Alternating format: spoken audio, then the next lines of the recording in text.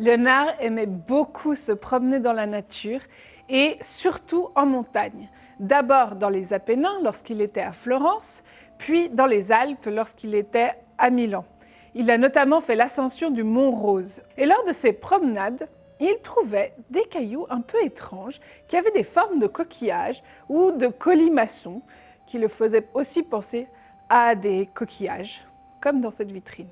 Il s'est interrogé sur la provenance de ces rochers et s'est dit que ça devait quand même être des animaux marins, des coquillages, qui s'étaient transformés en pierre, mais on avait une explication. L'Église était vraiment dominante sur la pensée de l'époque et on pensait que le déluge avait eu lieu. Alors l'explication des fossiles à la montagne serait la suivante. L'eau est montée par le déluge, a recouvert les montagnes. Les animaux marins se sont déposés sur les montagnes et lorsque l'eau s'est retirée, les cadavres sont restés à la montagne. Sauf que Léonard de Vinci, lorsqu'il trouvait ces rochers particuliers, il les trouvait à différentes couches de la Terre.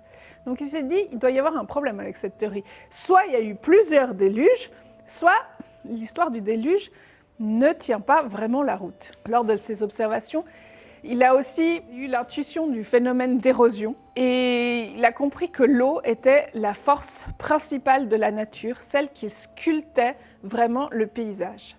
Et cette grande compréhension lui a permis de réaliser des paysages vraiment réalistes sur l'arrière de ses tableaux, tellement réalistes qu'on essaye toujours de les retrouver, mais ils sont sans doute sortis de son imagination. Léonard de Vinci a aussi participé à des campagnes de cartographie dans des buts guerriers par les différents mandats des seigneurs qu'il avait engagés. Et il a aussi fait des études d'hydrologie, donc il a observé le cours des rivières, notamment celui de l'Arno. En effet, Florence avait idée de faire un canal pour assécher la ville de Pise, sa rivale.